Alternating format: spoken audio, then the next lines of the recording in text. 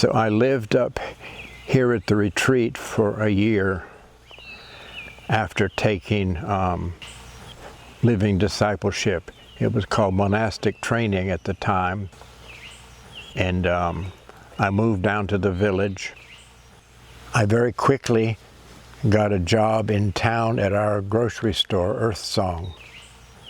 I was the night manager, and we needed to increase our monetary income. We had to triple the amount of money we were taking in just to pay the rent.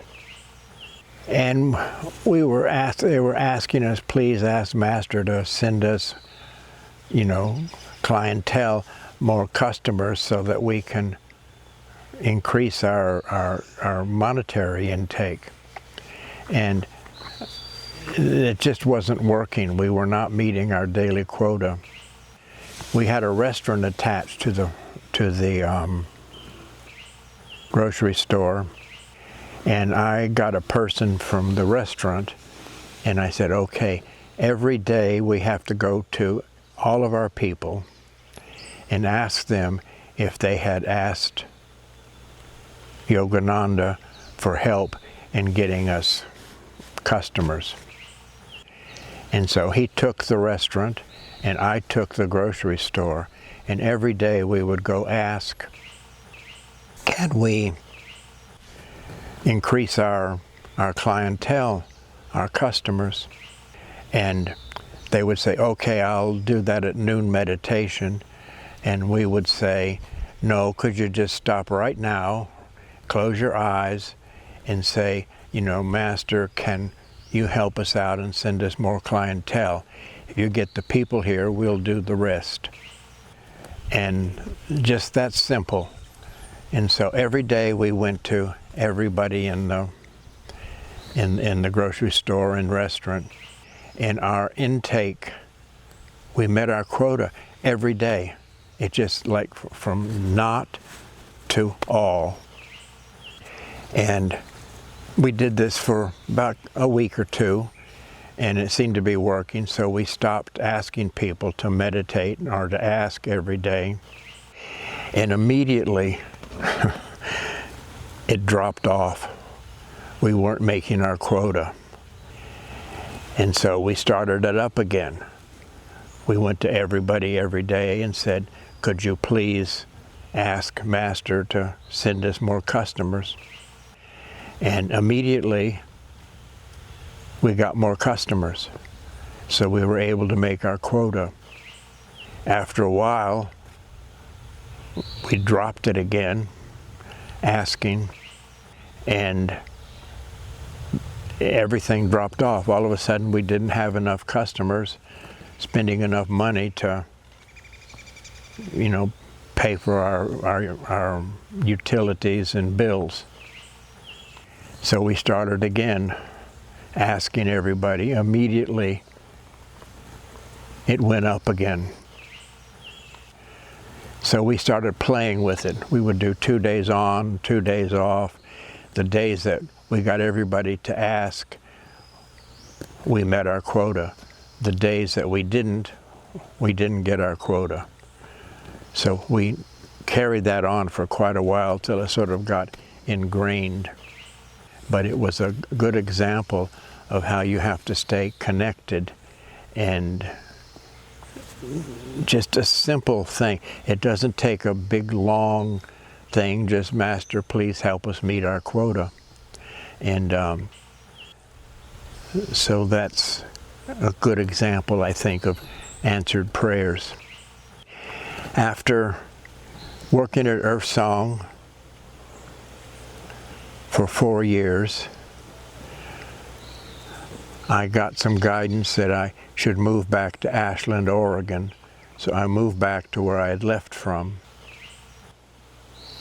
Got a job there in town at a grocery store, very similar to the one that I had at Earth Song. Earth Song was maybe the best work experience that I had in my life. It was just wonderful. This new job was not. It was maybe the worst. So I used to drive home at night, at 11:30 at night, and crying. I said, I knew this job was delivered. I said, can't I get another job? It was a question from the heart. Anytime I've asked from my emotional center and not my intellectual center, I've gotten an answer. And this time I got an answer. It said, yes, Charles, you can get another job. Has to be just like this one. And I thought, okay, I'll keep this one. And worked there for another 3 years. And it was hard, it was difficult, but I knew my lessons were tied up there. I got pneumonia, and I was home and in my little apartment that I dearly loved. And everything that was beautiful the day before was not beautiful anymore. It was just yucky, ugly. And that's what I think happens with fever. And as I was lying there, this moon, this orb, globe, glowing globe, it was like a moon, floated into my vision, and it was beautiful. Everything else was not beautiful. And I said, whoa, that's beautiful, what is that? And the orb spoke, it said, Ananda. I immediately thought of Ananda village, and the orb said, no, no, no, seclusion retreat. That was the name of the meditation retreat at the time. And I remember sort of smiling and saying, oh, that's even better. So very shortly after that, I moved back up here to the seclusion retreat. It was a very harsh existence up here. No running water, no electricity, substandard housing. We had gas lights and outhouses, and had to go over to the kitchen or bathhouse for water. It was harsh. It was a very masculine energy. It was very yang. It was a hot, dry mountaintop, almost a desert. But I loved it. It just suited me fine at the time. So I moved back up here to the retreat, and they were just finishing this new temple. The one previous had collapsed in a snowstorm, a 12-inch of wet snow. And this was not built by people that knew how to build. It was just built by unexperienced disciples of Yogananda. And we were lucky it stood as long as it did. But it crashed down. There was a man inside of it meditating. He had awakened at 3 o'clock in the morning, couldn't get back to sleep, so trudged through the snowstorm to go to the temple to meditate. He was a good meditator. And he was having a nice, decent meditation, and this voice in his head said, move. Now we're taught to not think during meditation, to turn off the intellect. And he was very good at that. So it's an easy thing to pay no attention to. But he did. He got up and he moved. I think that was just pure intuition that pushed him to do that. Because shortly after he moved and got settled, the entire temple came down except for the little teeny piece over him. He was here, and a little teeny piece of the temple was here. The rest of it obliterated. It was so powerful, tons and tons of snow, that it sheared an upright piano in half as it came down, as it twisted. And so he said the noise of it erased his head. I use this as an example of paying attention to know when it's guidance and when it's egoic, normal thought. Normal, we override. Guidance, we should never override. I had one of my teachers ask me one time, spiritual teacher, was my intuition fallible or infallible? And I thought about it, and I said, when it pertains to me, it's infallible. If it pertains to you or anybody else, it can most definitely be fallible. You know, intuition, you have to work your own. It might give you a little push or a direction, but you have to figure out how to make it yours. So I was up here. They were just finishing this new temple, and they asked me if I could help them out a little bit and landscape around it. That was one of the most ludicrous things I'd ever heard. What do you mean landscape around? We don't have enough water for ourselves. This is a hot, dry desert almost. It just doesn't make any sense. So I said no. First off, I didn't know these people well, so not knowing what they expected. So 3 times they asked, and 3 times I said no.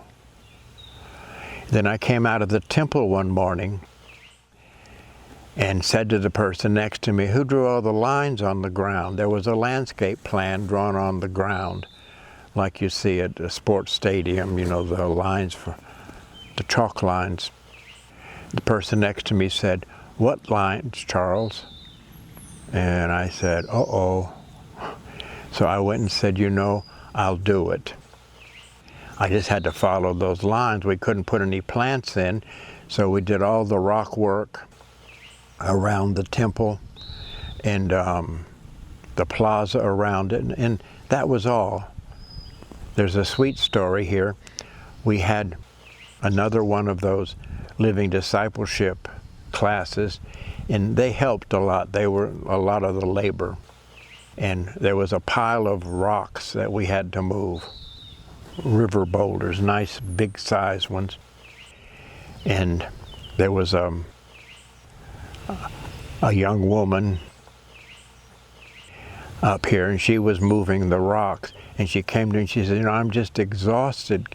Can I go? I need to go take a shower and lie down. And I said, you know, Mary, there's only a few more to do. Could you please hang in and do it? I said, just take that rock and hold it to your belly and pretend that you're pregnant with Divine Mother. So she said, okay, I'll try it. She went to do it, and their time was up. And I said, okay, you can go now. And she said, no. She said, this is wonderful. I'm having a wonderful time moving these rocks. So a lot of it depends on who you're working for. Are you working for the divine, or are you working for your own self, your own ego? So we put that little plaza in at the time. There was a pair of lines that came off all the way over near this tree, actually, and stopped. This was a thicket of manzanita. You couldn't walk through it except on the paths, and there weren't that many paths up here. And it made no sense whatsoever. This was the path to nowhere. I liken it to Sarah Palin's bridge. This path came over here and just stopped in the middle of these bushes. It didn't go anywhere. It was 6 feet wide, and it was a long distance to try to put this in. It was going to be a whole lot of work putting this in. So I stood back, I started to put some markers down where we were going to have to clear. And I stood back and looked, and it was 6 feet wide. And I knew it was a path, so I said, this is ridiculous. The widest path up here is 3 feet, and most of them are less than that. And this thing is 6 feet wide, and it doesn't go anywhere. So I started to move the rocks, the markers, into 3 feet. I thought, well, I'll put it in. It's, you know, it's there, but I'm going to make it 3 feet, not 6 feet. I started to move these markers, and this booming voice shook my whole body, said, I said 6 feet. This is going to be a place of pilgrimage. I said, okay, I'm putting them back. I put them back, and we put that path in 1993, 94. Made no sense whatsoever until the dining hall over was finished, and it was on the complete other side of this thicket, even beyond where the 6-foot path went. And now it's one of the main paths. It just let me know that, Charles, just stay out of this, just follow directions, and you know, you don't have to figure out what to do. It will just come to you. So we put it in, the whole path. Like I said, it made no sense until almost 8-9 years later. I got back here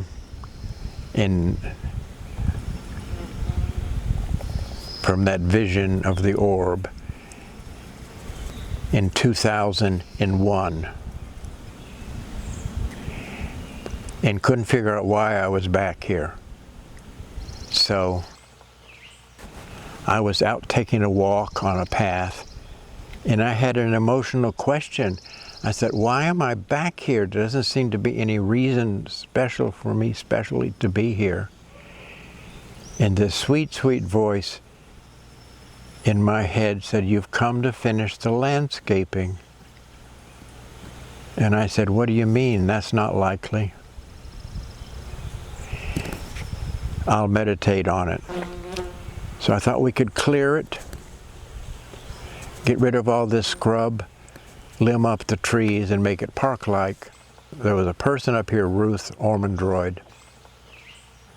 She went and bought a little chainsaw, less than 2 feet, and the two of us started cutting down all the bushes. Got them all cut down, and stood back and looked, and I said, well, how's that?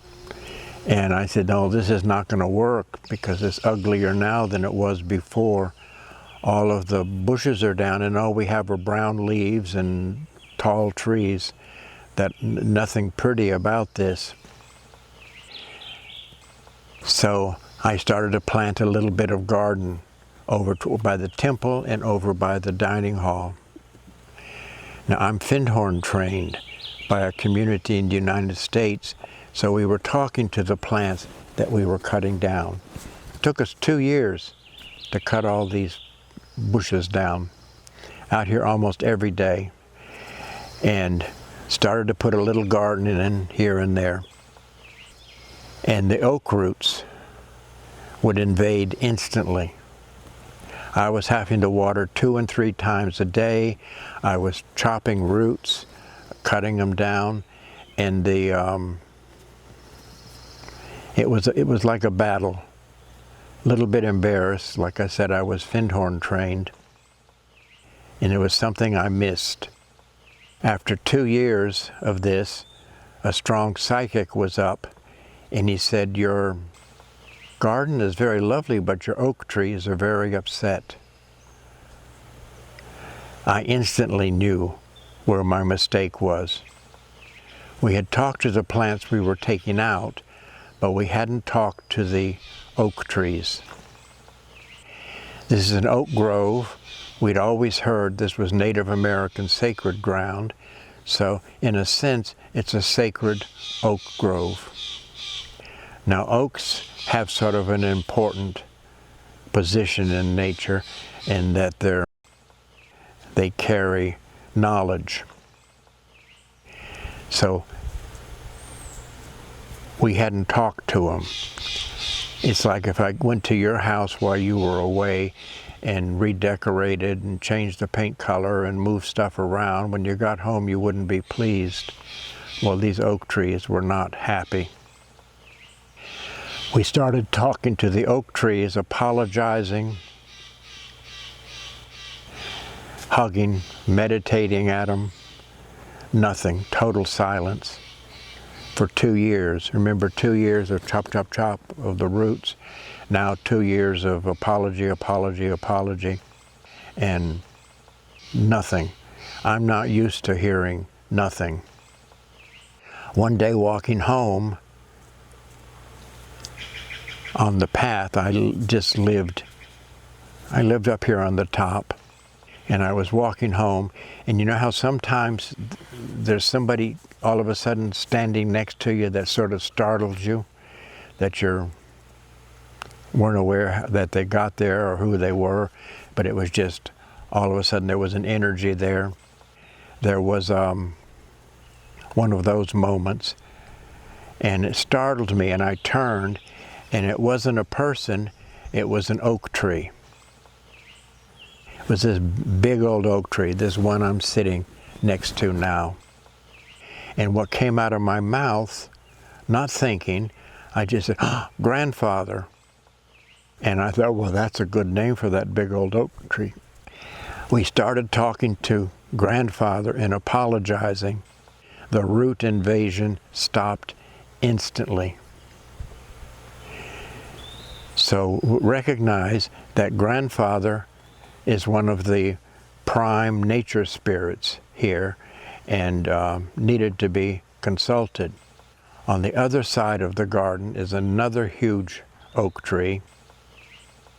So we call that one grandmother.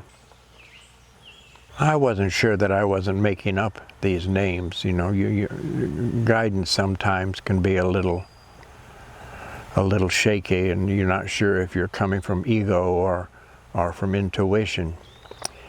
But that was just one of the examples in which it allowed us to put this garden in. Without that, this would not have been possible. And that's grandfather. I found this big rock that I was sitting on someplace out here in the rest of this garden area, and dug it out of the ground and asked where I should put it, and what came to me was here, and it was a little concave. So we put it here at the tree, and I sat down. I said, boy, this is a comfortable rock. Here I'm sitting on this rock. It's like I'm sitting on a chair cushion. I call it a soft rock. So we put the rock in and would sit here and meditate. We had a guest up here that sat here at grandfather, and he came to me and said, grandfather wants you to have more of his children. He'd gotten a message during the meditation. And I thought, well, that's nice, but where would I put another oak tree? And he left, and a year and a half later, a friend of his was up here, and he said he finally figured out that message was for him. He got engaged to his girlfriend, they got married, and now they're pregnant. So we get messages here at grandfather. It's like being in the sub-basement of the library with that musty book smell, and you ask the librarian, the craggy old man down there, a question, and he hands you a book. Grandfather doesn't talk much, but you do get inspiration here. So we appreciate grandfather in helping us to navigate this garden.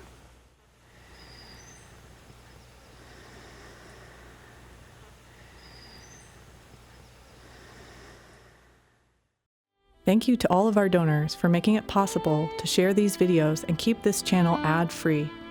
If you feel inspired to donate, visit ananda.org/give.